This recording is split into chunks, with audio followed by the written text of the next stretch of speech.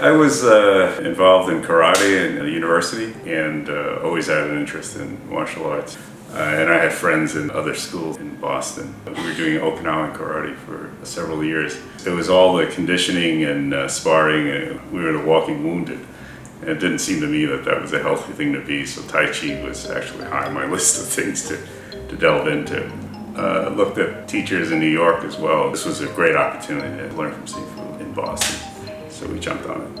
We were really there for the Tai Chi and the Bakwa. The rest of the Wushu came later, really as a function of liven up the performances, I think was probably the thinking. And then having Donnie full of energy was the other stimulus.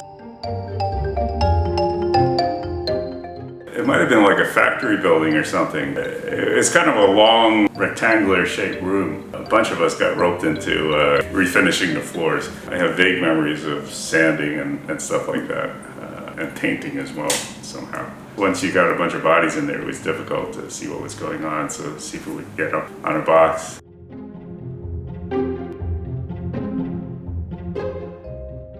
During that period, we were doing a lot of performances, so I remember a lot of performance team practices, which went on for hours on the weekends, actually. We would perform anywhere, at any time, for any reason, so there were random ones. Did a lot of the Chinatown festivals. I remember being at a TV studio doing a PBS special as well. One time we did a performance at the Hyatt Regency on Memorial Drive. They gave us a raised platform. It must have been about 6 feet by 6 feet, where you could fall off, and Donnie and I had to do the two-man Daido set on it, which was a little frightening. When the Beijing team toured Boston, Jet Li was in that group. I think he was all of about 14 or 15.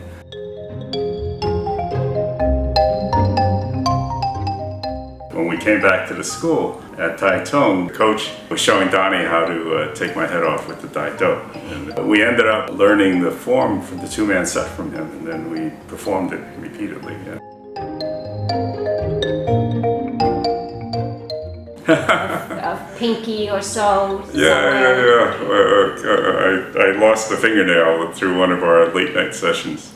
After we learned the form, we had to practice, try to get the tempo and timing right. And late into the night one evening when we probably should have quit it, we went one set too long and he ended up slicing up my pinky finger. The most entertaining part is we ended up going to Tufts Medical Emergency Room, still dressed in our workout clothes, blood all over the place, and explaining to the ER doctor that, there was a sword that sliced my finger, and he did it.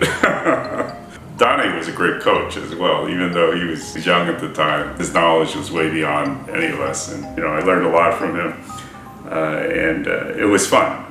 We worked out the timing pretty well. We got pretty fast with it. At some point, wood chips would be flying off with a spear as he was hacking me.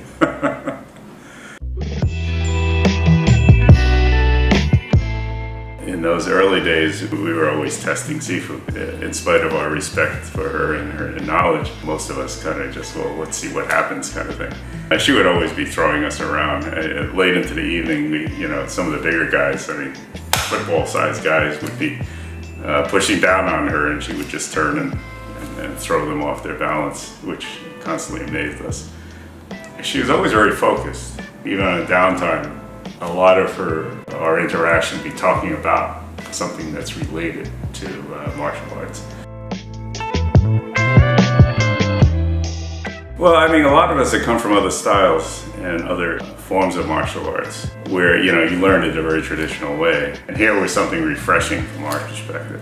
It broke down the movement and the application in a way that we can understand it. It was very systematic approach to teaching, which was very different for the time. Particularly Chinese Kung Fu schools were clouded in mysticism and all kinds of wonderful stories. The old school way was just follow me and don't ask any questions. She was able to explain, if not verbally, by the movement, kind of what the basics were and how to get to the point. That's really what Sifu brought to the table in terms of the package and what she was sharing with us. Very valuable.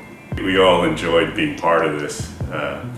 It was kind of its own little movement that Sifu took to teaching in terms of emphasizing health versus a lot of the mysticism. Even the constituents in the school were different than most martial arts schools. And we had a broad range of Boston community. You had students, teachers, people that worked 9 to 5 from all walks of life, kind of dabbling into this part of Chinese culture, which was accessible.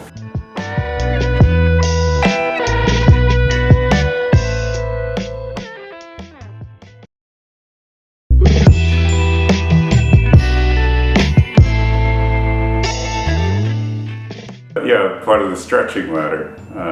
It was kind of an instrument of torture for most of us. This was extreme in our minds, a source of much pain and agony. I have vague memories of it, probably pain memories.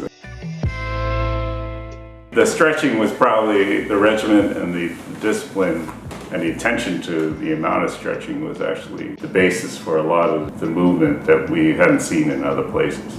Because Sifu brought the Wushu kind of stretching regimen to the picture. The stretching was tremendous and it built the foundation for the movement, which you don't appreciate until you've gone through it. It got me to move out of the way of Donnie's blade a lot quicker.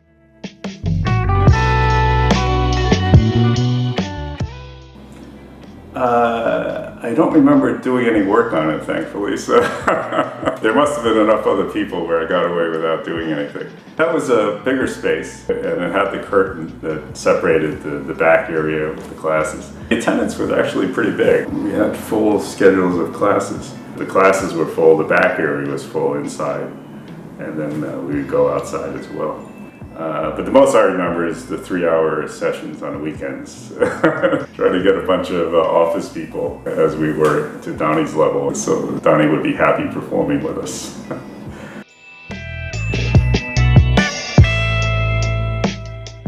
It was an integral part of my life for those 3 or 4 years. I think for me, it was interesting when I think back from where I started in terms of what I was able to do or what I wasn't able to do versus what I was able to achieve at the end of the period. I would have never guessed that I would have gotten there. And I think that's the lesson, is that you can, with diligence and a systematic approach, achieve things that don't seem possible. She was fantastic. She was awesome. She was here at a time when there were no women teaching, and she just kind of blazed the path against every perceived barrier. It was great. Sifu got a lot of press teaching Tai Chi at a time when Tai Chi was kind of getting some kind of profile from a health and lifestyle kind of perspective. She was also a woman with a very open approach, and the student group was very diverse. Sifu not being kind of traditional in terms of attitude and being very open with everyone, very welcoming. The most entertaining thing for me was the internal politics in Chinatown when she would be seated at a table with all the other masters in the other schools, and she was holding her own. I mean, she was fine. She knew what to do, she knew what needed to be done, and rose above pettiness. It was a steadiness that she brought in terms of approach and style that was appreciated by most of us, because we were not there for the politics. We were there for our health and advancing the school ultimately at some point. Part of an engine that was actually pretty incredible, looking at what Sifu's accomplished and what she's done in these past decades. It's a phenomenal achievement. She had a clear vision and she executed. It was a powerful example for all of us. I'm grateful that it all worked the way that it did.